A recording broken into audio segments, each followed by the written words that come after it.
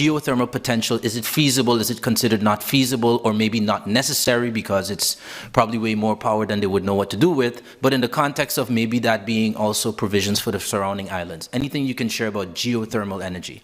Now, we didn't speak about geothermic especially.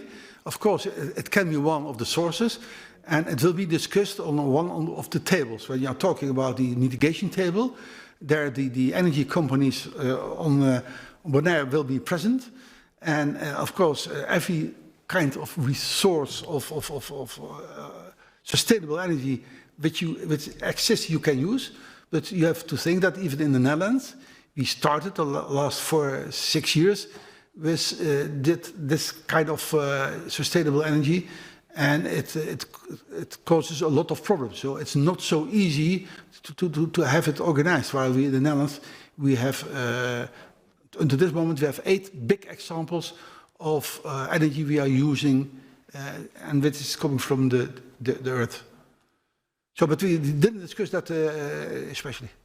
And from my point of view, when you're talking about sustainable energy, then you can not exclude one of those forms. You always have to think. In the Netherlands, we are talking about energy being produced by the waves of the water. And 10 years ago, everybody thought you were crazy. On this moment, our cabinet is thinking about electricity being produced by electricity floats. I don't know how you call float. Yes, tide, yes, but to make them movable, so that you can use the energy from the waves in production. You can have energy on it, and you can have the energy which is caused by the wave. Dus you have both in one form. You have 2 forms of energy. Dank u wel. Dan ga ik door naar mevrouw Buiten. Gaat u gang. Dank u wel, voorzitter. En dank voor de presentatie. Ontzettend goed dat het rapport er ligt en dat het ook hier bij het IPCO besproken kan worden. Het heeft natuurlijk alles te maken met dat sense of urgency. In hoeverre dat al wordt gevoeld. Of dat het nog alleen maar primair gaat over de bread and butter issues. Namelijk wat je nu dagelijks voelt in termen van armoede en brood op de plank. Met uw brede kennis, ervaring, betrokkenheid bij alles met betrekking tot klimaatimpact. Weet u of er studies zijn gedaan waarin projecties worden beschreven om aan te geven wat het betekent voor Small Island Development States, zoals Curaçao, Aruba en Sint Maarten, en wat de verwachtingen zijn, wat de impact van klimaatverandering betekent voor een mogelijke, ja dan nee, contracterende sociaal-economische setting. Dus in hoeverre is het al helder, in hoeverre het met 5 of 10% mogelijk de komende jaren gaat krimpen. Wat dus een extra druk legt op sociaal-economische verduurzaming wat je zou moeten doen. Dus is dat bekend? En vindt u dan dat als het gaat om koninkrijksbrede inzet, gelet op het statuut, u heeft natuurlijk met uw brede politieke ervaring, weet u ook wat dat is natuurlijk en wat dat allemaal betekent binnen het Koninkrijk der Nederlanden. Vindt u dat er dus ook op dat opzicht, als het dus gaat om een grote mate van urgentie, dat er nadrukkelijker zou moeten worden samengewerkt om dus de impact en de risico's daarin inderdaad te mitigeren? Ja, om uw laatste reactie te geven. Ik vind dat Nederland als grootste partner binnen het Koninkrijk gewoon de dure plicht heeft om te zorgen, nadat voor de constructie is gekozen in 2010, om ook de landen daarbij te helpen. En uiteraard al helemaal de bijzondere gemeenten, want die vallen gewoon onder het Nederlandse kabinet totaal. Dus dat betekent het beleid, dat is niet voor niks. Is in een van de stukken is ooit de bestuurlijke uitvinding gedaan, comply or explain. Nou, ik ben daar overigens niet zo'n groot voorstander van in dit verband, want in dit geval betekent het dat de ambtenaren en de politici zeggen ja, comply or explain, en dat ze gelukzalig naar de hemel kijken of dat de oplossing is. En in de praktijk blijkt die formule dus ook niet goed te werken. Ik vind dat Nederland volledig verantwoordelijkheid heeft als het gaat over die voorbeelden die u zegt van is er genoeg materiaal, wetenschappelijke kennis. We hebben 1 studie gehad die wel effect heeft gehad, politiek effect heeft gehad op Bonaire. Dat weet u uiteraard, want de Universiteit van Amsterdam heeft onderzoek gedaan en daar in opdracht van Greenpeace. En Greenpeace heeft vervolgens is actie gaan voeren en heeft nu een paar weken geleden de Nederlandse staat aansprakelijk gesteld.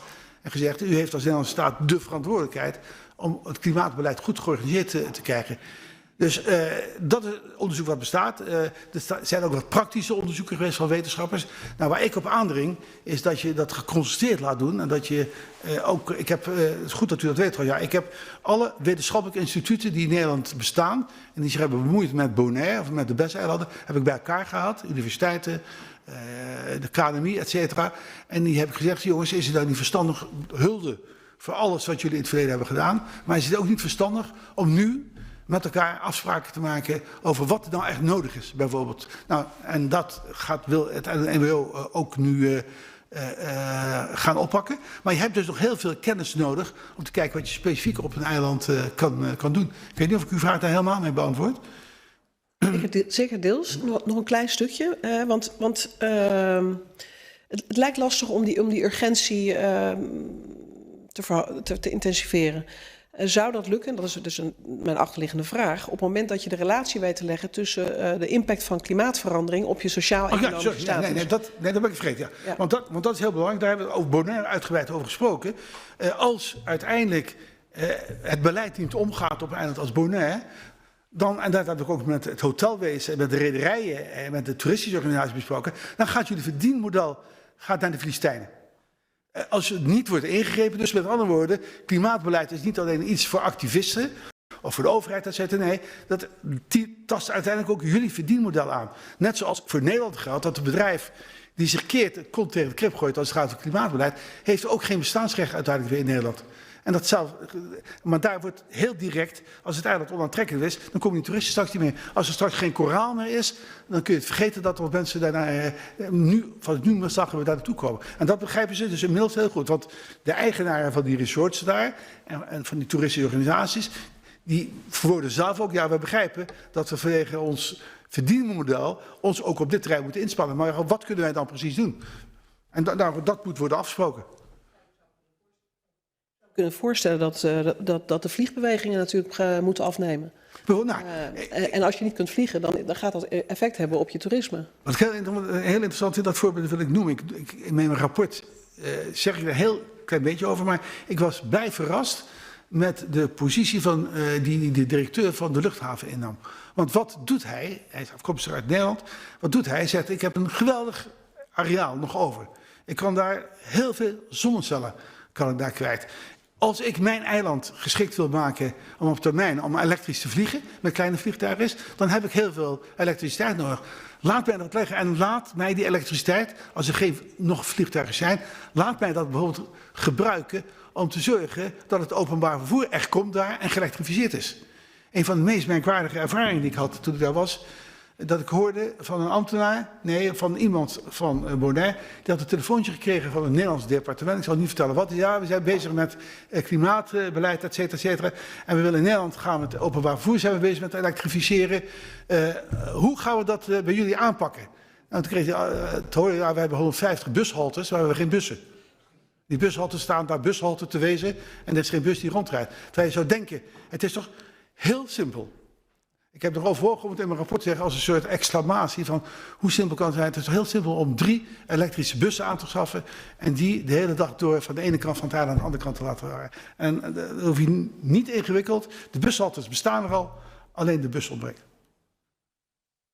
En dat zijn dus hele kleine simpele dingen waarvan ik me soms afvraag. Hoe bestaat het dat soort kleine dingen niet geregeld kan worden? En ik ga niet de jokeren nu met schuldvragen, et cetera. Dat is wat mij betreft niet aan de orde. U bent allemaal samen verantwoordelijk, u heeft er allemaal zelf voor gekozen. Maar dat soort kleine problemen, waarbij je ook sociaal-economisch, de mensen die van de ene kant van het eiland aan de andere kant gaan, die nu het openbaar vervoer niet of een taxi kunnen betalen, of die familie moeten organiseren. Hoe kan het zijn dat je zo'n simpele zaak, dat je die niet in één klap oplost? Als minister zou zijn, dan zou ik de 3 elektrische bussen zelf op de boot zetten en zeggen, hup, weg, wees naar Bonaire. Dank u wel. Ik kijk de collega's in de zaal aan en ik vroeg me af of u al hebt kunnen nadenken ook over de vraag die de heer Nijpels stelde. Maar ik zie vragende gezichten, maar wellicht zijn er andere vragen. Nou, dan wil ik daar ook de ruimte voor geven, uiteraard. Ik weet niet meer wie eerst was. Gaat uw gang.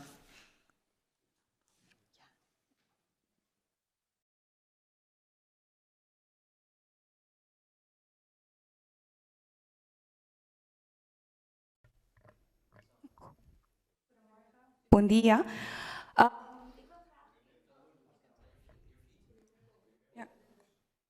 Ja, goedemorgen. Hoe ziet u de reductieverplichtingen die voortvloeien uit de EU-recht en de internationale verdragen in verband met deze plannen voor het voortbrengen van een klimaatbeleid of een mogelijke klimaatplan voor deze eilanden? Ja, dat is een goede vraag. En ik raak dat vraagstuk wel even aan in mijn advies. Ik zeg, u moet zorgen dat in principe internationale verdragen, dat die ook gelden voor Bonaire.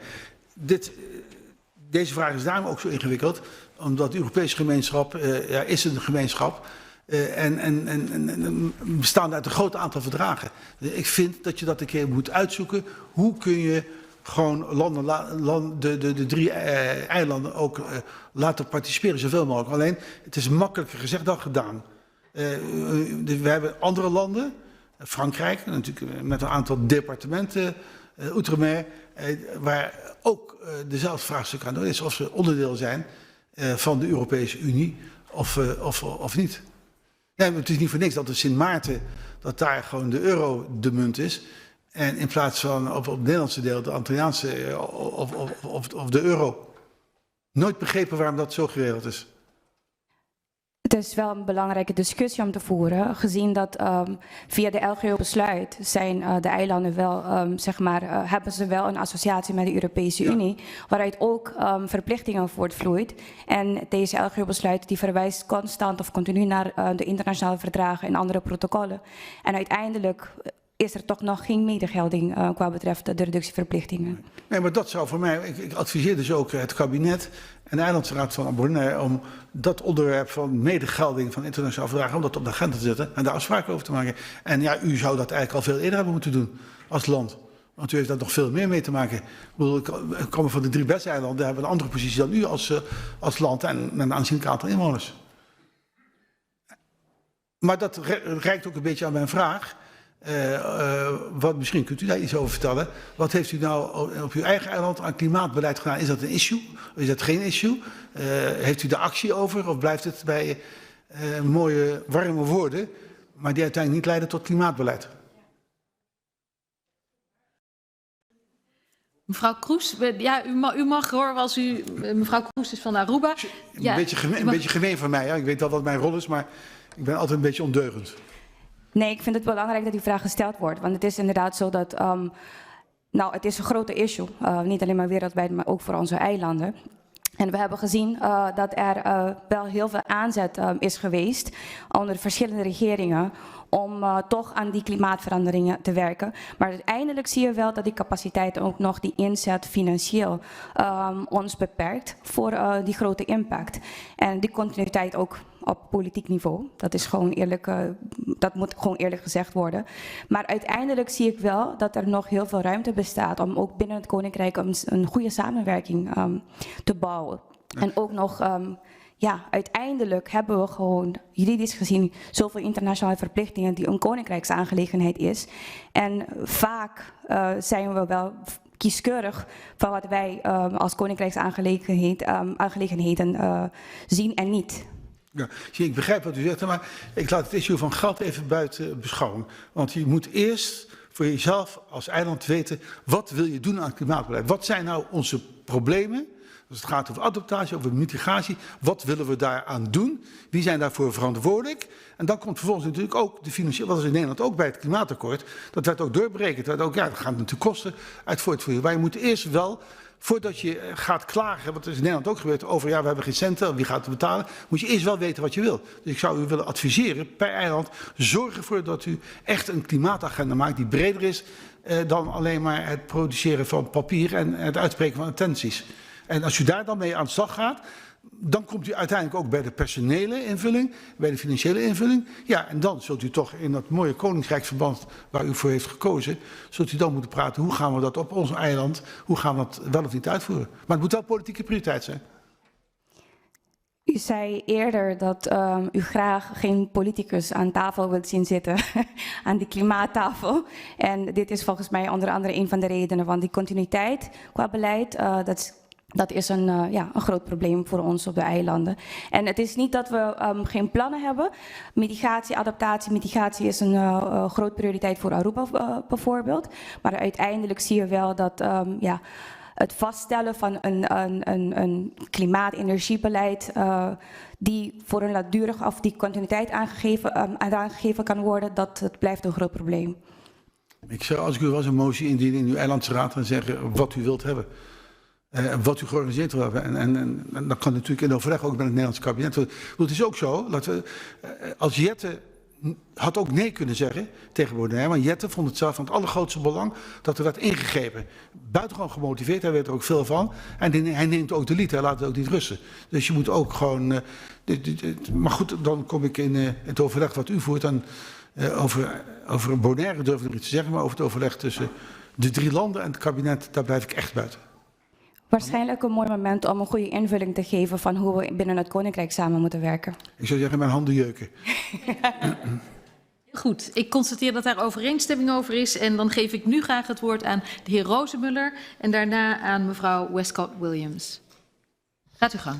Ja, voorzitter, dank uiteraard aan de heer Nijpels voor de mooie inleiding en het mooie rapport. Misschien 2 vragen. Op Curaçao is er deze maand een akkoord getekend tussen de minister en het kabinet daar om, nadat er tientallen jaren gesproken is over kansen op die eilanden met veel zon en wind, et cetera. We kennen dat verhaal allemaal. Om te kijken of je Curaçao bijvoorbeeld zou kunnen ontwikkelen tot een soort hub voor, exporthub voor waterstof. En de vraag is eigenlijk meer van... Over dit soort dingen wordt veel gesproken, maar zou u iets kunnen zeggen over wat nou de vehikels kunnen zijn, opdat je in de landen dit soort initiatieven ook daadwerkelijk van de grond krijgt en dan nog weet te implementeren, zeg maar. Dus er is veel gesproken, nu wordt iets gedaan, dat is natuurlijk hartstikke goed nieuws. Dus dat, en een tweede vraag gaat eigenlijk ook over de relatie met die sociaal-economische problematiek. Want die kennen we hier. U heeft een paar voorbeelden en getallen genoemd over sociale-economische vraagstukken hier, of sociale vraagstukken. En laten we heel eerlijk zijn, die zijn in het Caribische deel van het Koninkrijk schrijnender nog. De verschillen zijn groter. En de vraag is, hoe krijg je nou in een samenhangend beleid op het terrein van klimaat en klimaattransitie ook het punt van de klimaatrechtvaardigheid voldoende in beeld, zodat je die mensen die bijvoorbeeld in de pandemie nog tot een jaar geleden echt geleden hebben onder de gevolgen daarvan, hoe krijg je die nou mee in een klimaatbeleid? Want zonder lukt niet en met moet. Maar hoe? Nou, ik ben het met u eens, dat is buitengewoon ingewikkeld om die mensen mee te krijgen. Ik vertelde u eerder dat ik 2-tal bijeenkomsten op Bonaire heb georganiseerd met de bevolking. En wie komen daar dan op af? Dat zijn de mensen die zeggen, ja, mooi dat u praat over klimaatbeleid, maar ik wil voedsel voor mijn kinderen. Ik wil fatsoenlijk onderwijs. Onderwijs is inmiddels op gang gekomen op Bonaire, waar men tevreden over is. Maar ik wil een baan hebben. En dat is mijn voornaamste zorg. En die discussie hebben we in Nederland ook gehad natuurlijk. Hoe krijgen we de mensen die niet kunnen betalen, hoe krijg je die mee met klimaatbeleid?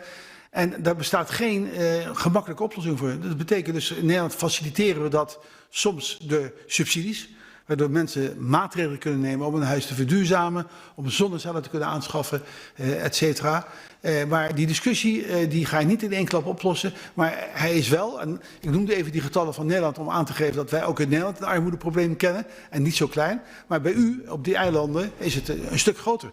En dat betekent dus dat je die mensen dat ook gewoon moet uitleggen. Dus zo'n voorzitter van zo'n klimaattafel daar. Ik ben ook in Nederland tijdens onderhandelingen op 40 plekken in het land geweest om uit te leggen waar we mee bezig waren in Den Haag. Maar je moet het wel uitleggen. En duidelijk maken ook waarom het ook voor hen van belang is. Dat het geen elitaire bezigheid is of van de groene sokkenbeweging of zo. Nee, dat hun bestaansrecht ook wordt aangetast. Maar het is wel een heel lastig verhaal als je gewoon vooral nadenkt over hoe je de volgende dag behaalt. Dat is 1. En dan Curaçao. Zie, in principe heeft u als 3 eilanden heeft u natuurlijk een fantastische positie als 3 landen. Als het gaat over duurzame opwekking, het gaat over wind, en over elektriciteit, dan beschikt u bijna over ongelimiteerde bronnen. Nou, op Curaçao, als je aankomt vliegen, dan zie je de windmolens al staan. Daar kun je nog natuurlijk, Curaçao, om daar maar even over te praten, dat heeft natuurlijk legio mogelijkheden voor meer windmolens en ook voor meer zonnepanelen, et cetera, collectieve zonnepanelen vooral. Want er wordt ook dikwijls gezegd, kun je het Nederlandse systeem ook toepassen, iedereen zijn eigen zonnecel. Dat kan wel kleinschalig, maar het netwerk is te zwak om dat aan te kunnen. Maar u kunt als eilander dus, als het gaat over de opwekking, als het gaat over één van de dingen die u in eigen handen heeft, een heleboel dingen moet u bij geholpen worden, dan is dat natuurlijk de opwekking van zonne-energie en van windenergie. Dat heeft u in eigen handen. En dat laten de 3 kleine eilanden zien, Saba en Bonaire, in Sint-Eustatius, maar in minder mate laten zien dat ze 80% onafhankelijkheid in 2025 hebben. Nou, dat is gewoon heel knap. En dat is geen tovertruc, dat is niet ingewikkeld, want een van de meest simpele technieken zijn onderhand nu zonnecellen en windmolens. Daar hoef je niet voor doorgeleerd te hebben. En ook geen groene sokken voor te hebben. Ook geen groene sokken. Nee, heel goed. Groene sokken kunnen best mooi zijn. Ja, ongetwijfeld. Ik gebruik dat vroeger altijd als kwalificatie, mevrouw de voorzitter. Als er wat smalend werd gesproken over de milieubeweging, dan heb ik altijd volgehouden, als wij de milieubeweging in Nederland niet zouden hebben gehad, dan waren we nu niet zo ver geweest met het milieubeleid. Je hebt maatschappelijke druk nodig en je moet ook als politiek blij zijn. Als die maatschappelijke druk bestaat, dat is een zegen. Dat is geen kwaal, of dat is geen straf, maar het is een maatschappelijke zegen. Binnen bepaalde grenzen uiteraard. Dank u wel. Dan ga ik door naar de vraag van eerst mevrouw Westcott-Williams en dan mevrouw Trompley.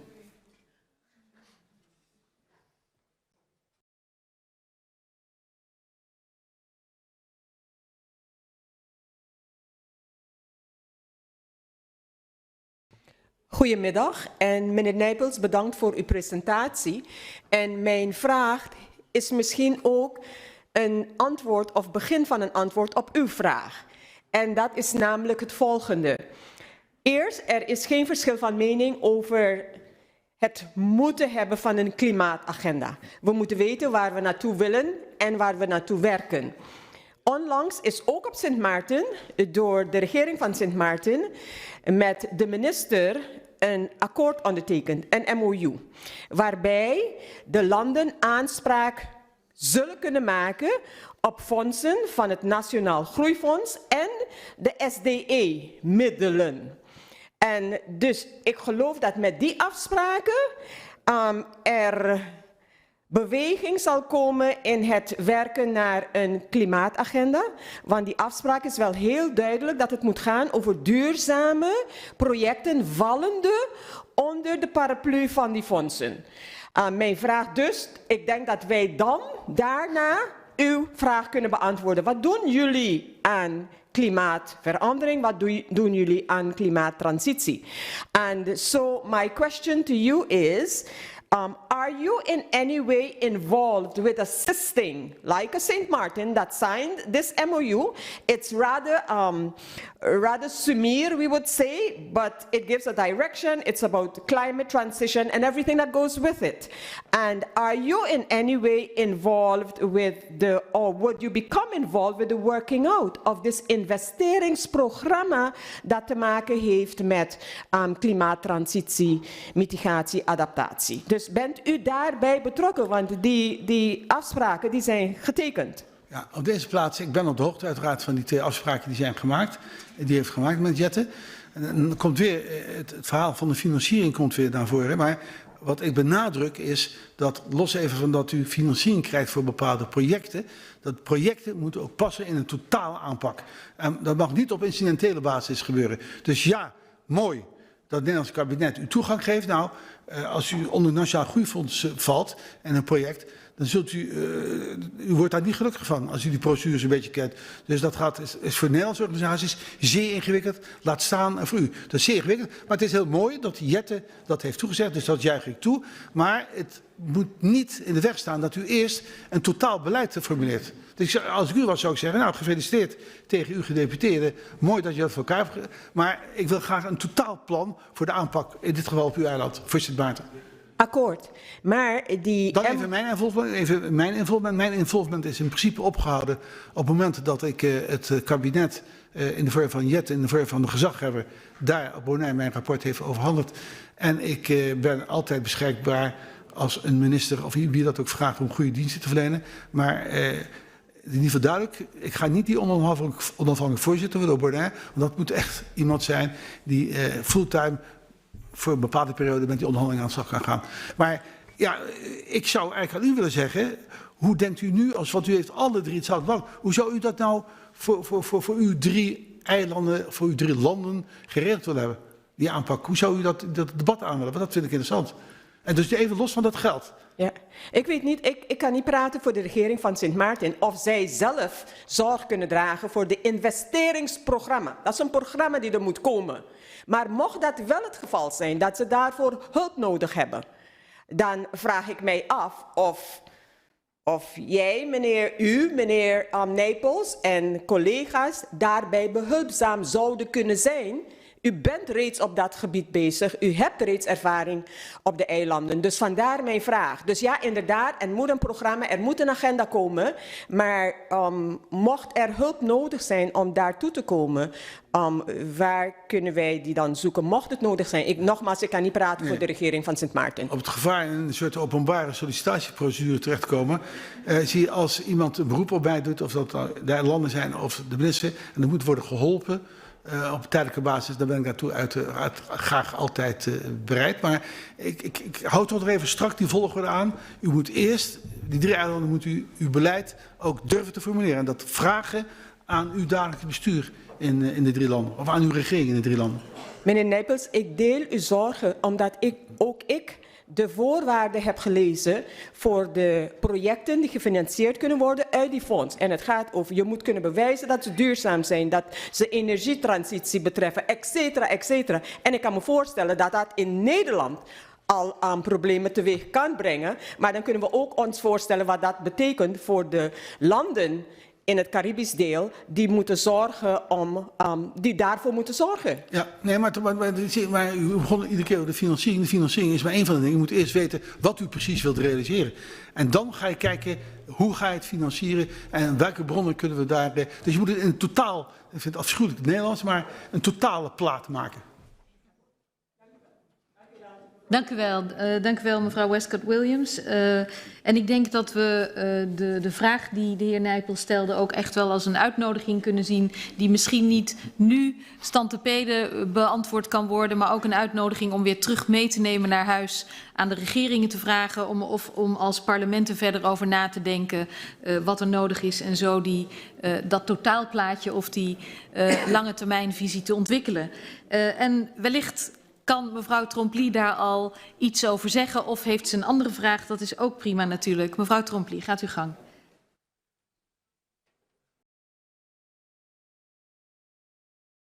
Bedankt mevrouw de voorzitter.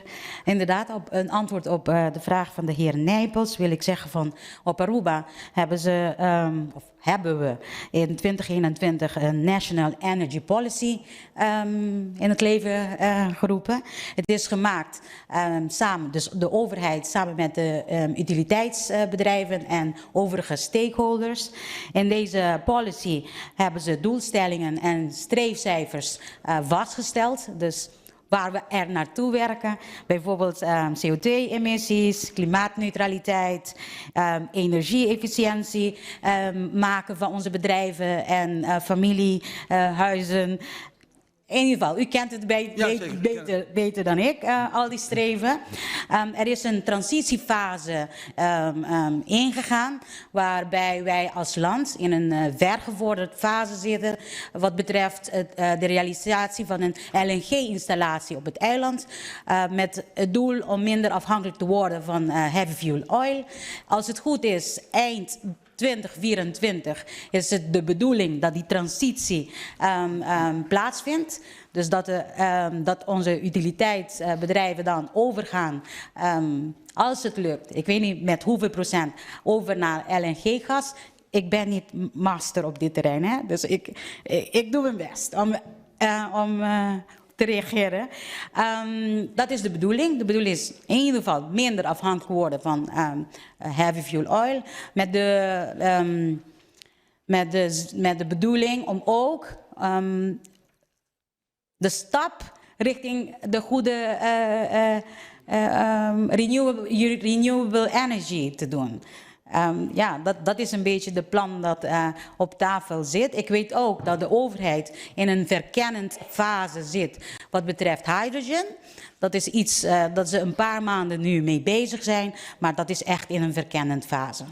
Nou, ik heb uiteraard kennis genomen ook van uw plan, zoals dat bestond sinds 2021, omdat het ook voor mij leerzaam was om te kijken wat er in de landen gebeurt. Ik heb het niet uitgebreid bestudeerd, maar dat ziet er op een aantal punten ziet dat er goed uit.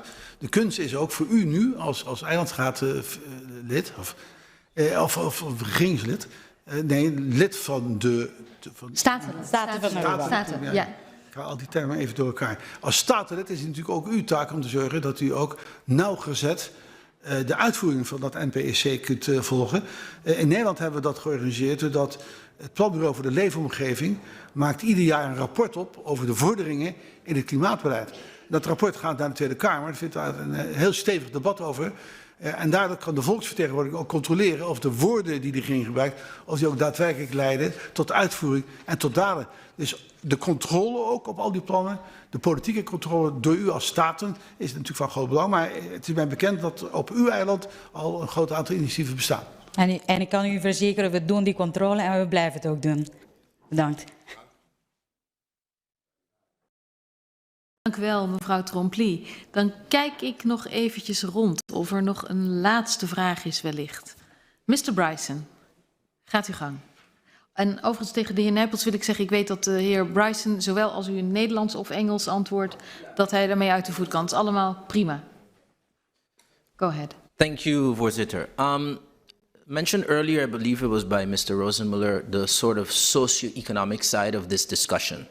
And for St. Martin, I want to bring that forward because sometimes the socio-economic aspect, or especially the social aspect of our situation, can get in the way of efforts to deal with things related to the environment and climate change. A very good example of that is the project. There's funding for it, there's a plan for it, but that is regarding the dump, as we call it, right in the middle of Phillipsburg. You have a situation where you have people that are living close to that dump, need to be relocated. A formula has to be put in place to do it. Where do you put these people? Are they documented or not? So the human factor sometimes might get in the way of these type of things. From energy production side, in St. Martin, if you look at Bonaire, for example, you're talking about, I believe, over 100 square miles. St. Martin, as an island, is 37 square miles, significantly smaller. So you also have that challenge. I ask, what is the strategy, especially as us, as the representatives of those people, who, if you may ask, we may all feel like we have to make climate change the top priority, but in our societies, there are those that, despite the fact that we feel the effects of climate change every year, right now is hurricane season, and all of our hearts are beating, hoping and praying that there's not another hurricane that comes, and yet, a lot in our society, they feel that their most important needs are their education, their healthcare, having a home, lowering taxes. So the population also has, to some extent, a role to play in where do we want to go with climate change and how much are we able to prioritize that. From that aspect of community involvement, how much of that plays a role in Bonaire's success in being able to go where they want, I believe, to 80% renewable by 2024? How do you factor in the community buy-in on these type of projects? Now, that's what they will have to prove in the future, because until this moment, the issue was only an issue by the people who were very well educated. They understand the problem. And then when you understand the problem and when you have the money to take measures, then it's much more easy than when you are confronting with this kind of problems and you don't have the resources to do something on it. So that is the reason why I try to explain that you have to explain this issue and to make clear what happens if you're not acting in this field, what has happened with your children. It sounds very easy, but it is very difficult. How can you get people connected with the climate change. In Holland, when we started 20 years ago with the debate about climate change, then a lot of people were saying, oh, but what is the problem? I'm going to Spain because it's warm in the summer, and now you are telling me that the warmth is a problem. They didn't believe it. So it was a very tough discussion, which took in the Netherlands more than 15 years to convince people that it's really another problem, not only because it's warm, but because everything what's happening when it gets warmer. And that's, I think, and I have seen it in those 2 meetings with the population of Bonaire, how difficult it was to explain what was going on. But at the end of my meeting, they said, and what, Friday, thank you very much, Mr. Nijpels, and what are you going to do on my income? That was the final question. Vervolgvraag, ja. Just a quick follow-up to that. I think you have experienced that sort of argument, and you also recognize the long time, even like a large country like the Netherlands took. One discussion I had with some people in the community, for example, also amongst educated people, he pointed out to me, I believe it was 6 zeros, that St. Martin counts for 0.00001% of the global GHG emissions. These are also from the educated people within our society to be able to go and research and calculate this type of thing. Like I said, I think personally, it has to be put in line that if a government successfully wants to come out with a climate agenda, it has to be in line with what the society's needs are, the socio-economic balance. You know what gets a lot of people to buy in about renewable energy is the fact that it's more accessible, it's cheaper, it's more accessible in terms of, hey, if the ships stop coming or forever there's war. Tying climate change also to the socioeconomic needs that our people have is also, I think, important. I think when I look at the Netherlands and the way they have promoted the fact that now we don't need to only depend on the outside world to be able to fuel our economy and fuel our people. So I just wanted to highlight that part, because maybe why not many governments, especially in developing countries, in poorer countries, if you look at Latin America, the entire Latin America and the Caribbean account for 8.6% of the global GHG output. So a lot of us may be in a position as leaders where our people are concerned about whether we should build housing, much needed housing in St. Martin for social needs versus solar panels, for example. Balancing the socio-economic need that the people have with the very important goal of dealing with climate change is, I think, a lot of our challenge. Ik heb dezelfde discussie meegemaakt daar in Bonaire aan een van de tafels, bij een van de gesprekken. Toen het ging over, wat dragen we eigenlijk bij aan het klimaatprobleem? Nou, dat is heel weinig. In Nederland hebben we die discussie ook gehad. Hè? Wat zeurt u, meneer Nijpels, of wat zeurt uw kabinet? U bent verantwoordelijk voor minder dan 1,5%. Ik heb gisteren nog een lezing moeten houden, dat had ik eens even uitgezocht. Als je al die landen die minder dan 1,5% doen, als je die bij elkaar optelt, heb je 40% van het probleem. Dus je kunt je niet veroorloven om te zeggen, het is maar een klein beetje, het is daar moet je doen. Op Bonaire leidde dat tot de volgende discussie. Dat komt een beetje in uw richting. Ja, kunnen wij meten wat nou de echte bijdrage is van Bonaire? Ik zei, dat kunt u laten meten, maar dat is buitengewoon ingewikkeld, dat is buitengewoon kostbaar. Dat is ook niet nodig. Want als u de bron van de elektriciteitsopwekking, als u die aanpakt, zon en wind. Als u tegelijkertijd de kleine beetjes in de toeristische industrie op dat soort terreinen ook aanpakt, dan is het niet nodig dat we hele kostbare berekeningen gaan uitvoeren om te kijken hoeveel procent schiet je op. Nee, dan gaan we gewoon per resort gaan we bekijken wat er genomen is aan isolatiemaatregelen. Wat er gebeurt op het terrein van koeling, wat er gebeurt op het terrein van de airconditioning. En dan, dat kun je in een stappenplan, heb ik ook besproken met die soort, kun je dat terugbrengen, zonder dat je ingewikkelde discussies krijgt. Ja, onze bijdrage is bij zo klein. Want die resorts die voelen ook aan dat zij ook belang hebben dat ze bij die groene club kunnen horen die er bestaat van hotels daar. Dus dat probleem is, ik hoop dat voor een deel, en dat het verbonden is met die sociaal-economische kwestie, ja, daar heb ik al genoeg over gezegd, dat is gewoon zo. Maar dan vraagt het van u, als parlementariër is voor u de kunst om dat dan, want ik hoef dat niet uit te leggen. Mijn geloof is het niet bij u, maar u moet het uitleggen hoe het in elkaar zit. En dat het toch nodig is. En dat vraagt van u een heldere rol in uw staten. Ik hoor nog een uitnodiging aan ons allen om daarin inderdaad te helpen het verhaal uit te dragen. Mevrouw Wuiten, tot slot. Dank, voorzitter.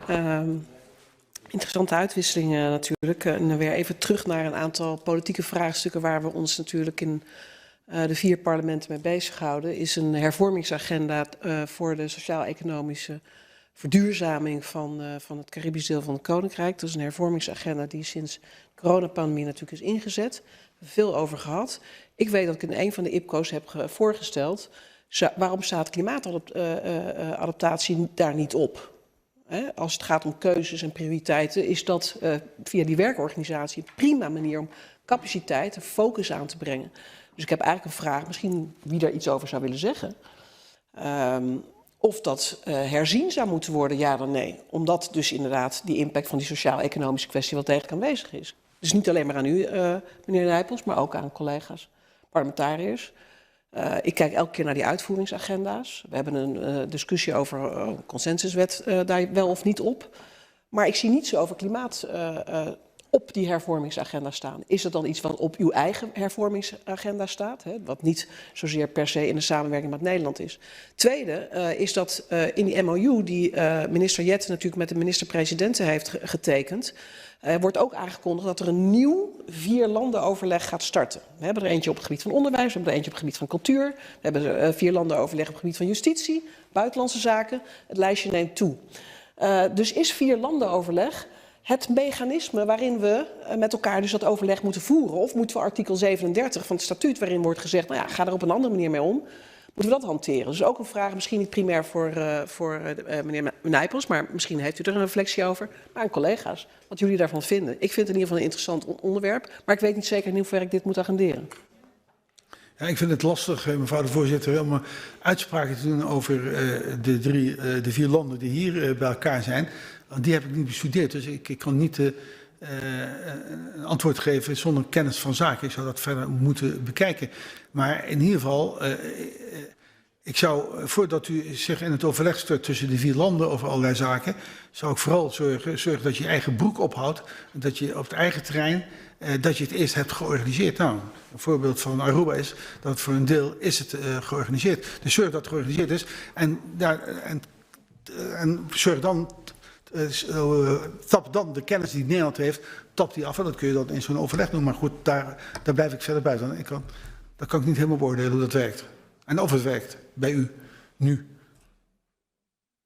We nemen dit van harte mee, lijkt me. En ik weet niet of dit het moment is dat collega's vanuit de andere landen willen reflecteren op de vraag van mevrouw Wuiten. Dat kan natuurlijk ook op een ander moment. Dus ik kijk heel eventjes rond. Ik denk dat we dat gewoon meenemen. Er is nog volop ruimte om informeel met elkaar van gedachten te wisselen. Mevrouw Trompli, toch nog? Gaat uw gang. Bedankt mevrouw de voorzitter. Ik wil even reageren op collega Wuiten. Ik denk dat in de praktijk is gebleken dat de 4-landenoverleg op regeringsniveau echt werken. Het is gebleken dat er grote projecten gerealiseerd worden voor onze landen.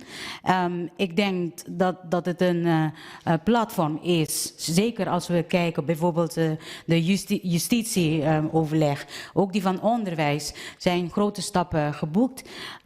En ik denk, waarom niet? Eentje van klimaat. Als we allemaal daaraan werken en zien of realiseren dat het zo belangrijk is. En verder uitstel van maatregelen en beleid opzet. Het kan niet meer of langer wachten. Dus waarom niet? Mag ik in ieder geval u aanbieden dat als u vanuit uw staat de behoefte heeft om een nader contact met mij te hebben, als ik dingen moet uitleggen en zo, dan via de Griffie zal ik zorgen dat u mijn telefoongegevens, mijn e-mailgegevens krijgt. Dan via Microsoft Teams is het tegenwoordig wel heel makkelijk om een vergadering eens te beleggen. Dus ik bied u dat aan om u te helpen en ik hoor wel wat u wilt weten of u daar gebruik van wilt maken. Jazeker, zullen we contact opnemen. Ben ik zeer dankbaar. Heel mooi, dank voor dat aanbod ook, meneer Nijpels. En dan wil ik eigenlijk voorstellen om dit ontzettend interessante deel van het programma af te ronden. Ik wil u nogmaals bedanken voor uw bevlogen en heldere betoog.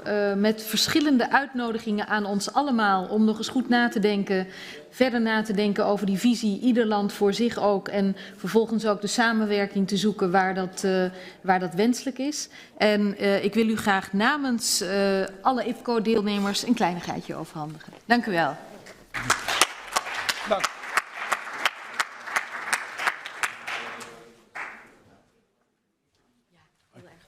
Ontzettend leuk, dankjewel. Okay. En ook leuk dat je op het laatst dat aanbod hebt gedaan. Ik denk dat het mooi is. Ja. Dank.